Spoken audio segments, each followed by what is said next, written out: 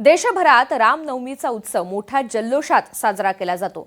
मात्र यंदा रामनवमीच्या तारखेबाबत लोकांमध्ये थोडा गोंधळ निर्माण झालाय. दरवर्षी चैत्र महिन्याच्या शुक्ल पक्षाच्या नवमी तिथीला रामनवमी साजरी केली जाते. यंदा नवमी तिथी 2 तारखेमध्ये येत असल्यानं 26 ते 27 मार्च नेमकी रामनवमी कधी साजरी करावी याबद्दल संभ्रम आहे.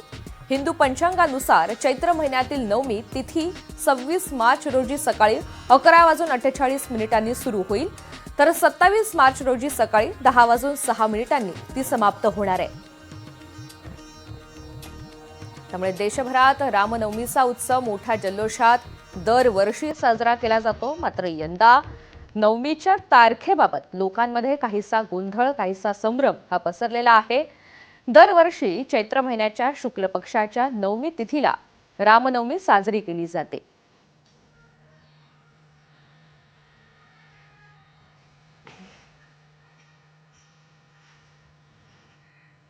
आणि या सगळ्या संदर्भात अधिकची माहिती जाणून घेणार आहोत, बातचीत करणार आहोत. पुण्याहून पंचांगकर्ते गौरव देशपांडे आपल्यासोबत आहेत.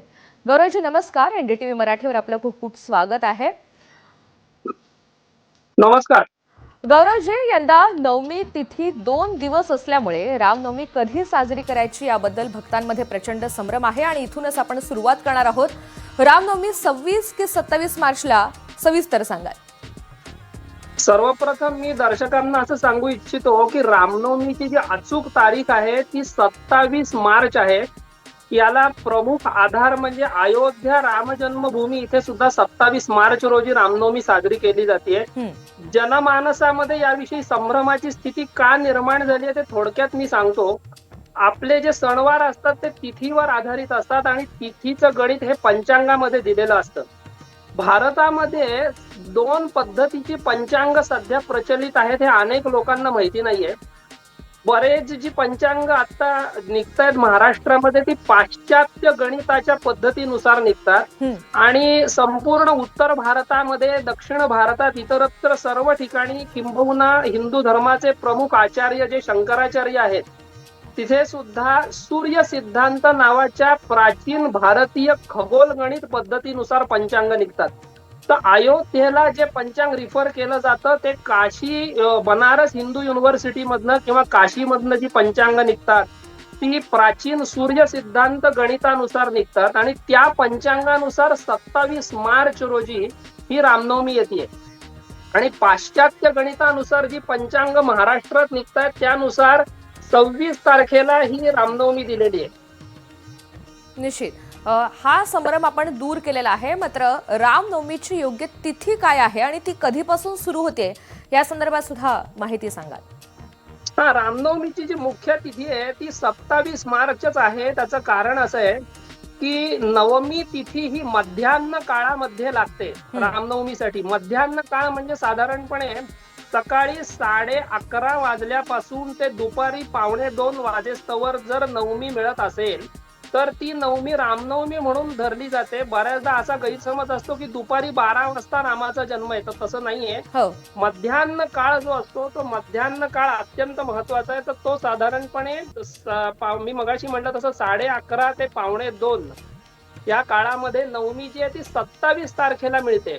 कारण मी मगाशी म्हटलं तसं सूर्य सिद्धांत गणित पद्धतीनुसार तिथी समाप्तीच्या वेळा वेगळ्या येतात आणि आपण आता ज्या सांगितल्यात मगाशी त्या तिथीच्या वेळा वेगळ्या आहेत. 26 तारखेला सूर्य सिद्धांत पंचांगानुसार अष्टमी साधारणपणे 1:45 वाजेस्तवर अष्टमीच आहे. त्यामुळे 26 तारखेला मध्यान्ह काळ जो रामजन्मासाठी धरला जातो तेव्हा अष्टमी आहे आणि 27 तारखेला मध्यान्ह काळामध्ये नवमी मिळते. ती साधारणपणे 11:15 वाजेस्तवर नवमी आहे सूर्य सिद्धांत गणितानुसार. तर त्यामुळे 27 मार्चला अयोध्येसारख्या ठिकाणी आणि आमच्या महाराष्ट्रामध्ये सुद्धा देशपांडे पंचांगामध्ये 27 मार्चला रामजन्म दिलेला आहे. निश्चित वेळेसंदर्भातला सुद्धा आता प्रश्न आपण हा स्पष्ट केला. मात्र श्रीरामनवमी नेमकी कधी साजरी करावी वेळेच्या अनुषंगानं आणि रामनवमी पूजेचा शुभ मुहूर्त नेमका काय आहे? आता रामजन्मासाठी जो मुख्य काळ सांगितला मी सांगितलं तो मध्यान्ह काळे त्याचं पूजन करायचंय. मध्यान्ह काळामध्ये म्हणजे साधारण 11:30 पासून ते दुपारी 1:45 वाजेपर्यंत आपण केव्हाही रामजन्म साजरा करू शकता. त्याच्यासाठी असा स्पेसिफिक मुहूर्त असा दिलेला नाहीये शास्त्रामध्ये. पण हा मध्यान्ह काळात विशेषतः कर्क लग्न असताना म्हणजे आपण ज्या ठिकाणी राहत आहात त्या ठिकाणी कर्क लग्नाचा उदय जो होतो तो पंचांगावरनं आपण जाणून घेऊ शकता. त्या कर्क लग्नाच्या वेळेला रामचंद्रांचा जन्म झालेला आहे. मध्यान्हे कर्क लग्ने राम जन्मोत्सव हा असं धर्मशास्त्रामध्ये म्हणल्यामुळे या काळामध्ये साधारण 11:30 ते 1:45 केव्हाही राम जन्माचा उत्सव आपल्याला साजरा करता येईल. आता विधींविषयी थोडं आपण बोलूया. पूजा विधी नेमके कसे पार पाडावेत, मंदिरामधील विधी कसे असतात, ते कसे वेगळे असतात, आणि आणखी एक याला जोडून कुणाला मंदिरात जाणं जर शक्य नसेल तर घरी नेमकी पूजा कशी करावी, म्हणजे पूजनाची एक साधी आणि एक सात्विक पद्धत नेमकी काय आहे?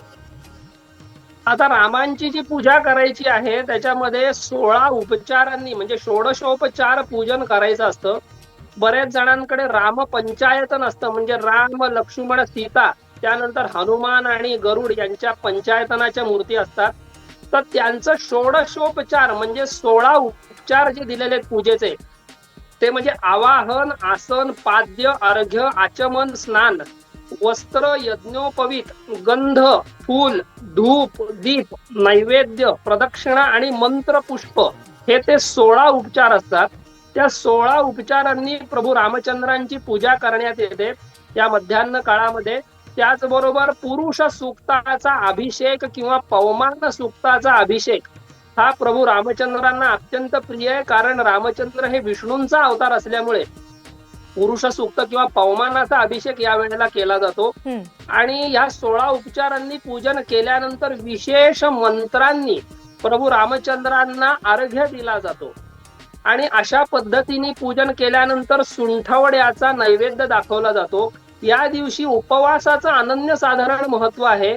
त्यामुळे हे एक प्रकारचं व्रत आहे आणि या व्रताच्या अंगभूत जो उपवास करायचा आहे तो सकाळपासनं ते पूर्ण अहोरात्र म्हणजे दिवसभर हा रात्रीभर उपवास असतो. तो दुसऱ्या दिवशी उपवास सूर्योदयानंतर सोडला जातो. तर अशा पद्धतीने हे व्रत करायला सांगितलंय. त्याच्यामध्ये धर्मसिंधू ग्रंथामध्ये रामांचं पूजन, सीतेचं पूजन, लक्ष्मणाचं पूजन असं प्रत्येकाचं पूजन करून त्यांना उपचार अर्पण करायला सांगितलेले आहेत. आणि आपण जो प्रश्न विचारला की ज्यांना मंदिरात जाणं शक्य नाहीये अशा लोकांनी घरच्या घरी म्हणजे आपल्याकडे जर रामाचा फोटो असेल त्या फोटोची सुद्धा आपण पंचोपचार पूजा करू शकता. पंचोपचार म्हणजे 5 उपचार, गंध, फूल, धूप, दीप आणि नैवेद्य या 5 उपचारांनी त्याचं पूजन करू शकता. ज्यांच्याकडे रामाचा फोटो पण नाहीये, मूर्ती पण नाहीये अशा लोकांनी मानस पूजा करावी. म्हणजे मनामध्ये प्रभू रामचंद्रांच्या प्रासादिक मूर्तीचं ध्यान करून त्याला मनानेच सर्व उपचार अर्पण करावेत. या मानसोपचार पूजेचं, मानस पूजेचं अतिशय अनन्यसाधारण असं महत्व शास्त्रामध्ये दिल्यामुळे ही पूजा सुद्धा अनेक भक्त करू शकतात ज्यांच्याकडे रामांची मूर्ती नाहीये. निश्चित आपण या सगळ्या चर्चेच्या शेवटाकडे आलेलो आहोत आणि म्हणून हा प्रश्न आहे. खरं तर मर्यादा पुरुषोत्तम यांच्या जन्मोत्सवाचा हा सोहळा देशभरात तितक्याच जल्लोषात उत्साहात साजरा होतो. मात्र त्यामागचं महत्व नेमकं काय हे सुद्धा समजून घेणं तितकं गरजेचं आहे. त्यामुळे रामनवमीचं धार्मिक महत्व नेमकं कसं आहे?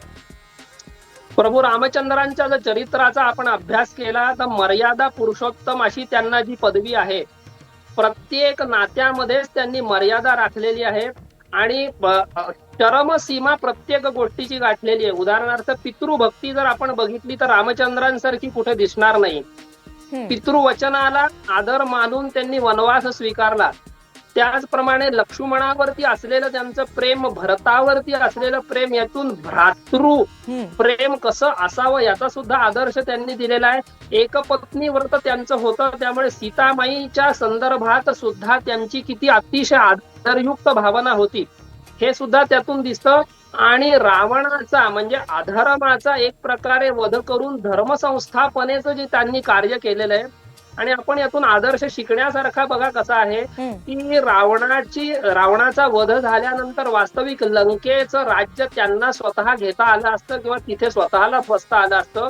पण रावणाच्या भावाला म्हणजे बिभीषणाला त्यांनी तिथे बसवलं, म्हणजे तिथे त्याग वृत्ती सुद्धा त्यांची दिसते. म्हणून वाल्मिकी रामायणामध्ये त्यांचं जे वर्णन केलेलं आहे की धर्मज्ञश्च कृतज्ञश्च असं त्यांनी वर्णन केलंय. धर्मज्ञ होते प्रभू रामचंद्र, सत्यवादी होते, दृढव्रती होते आणि सर्व भूतांवर म्हणजे प्राणी मात्रांबद्दल अत्यंत हिताची भावना त्यांची जी होती ती आपल्याला रामचरित्रामध्ये पदोपदी दिसते. निश्चित.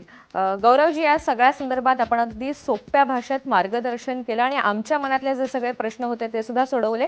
त्यासाठी धन्यवाद. नमस्कार.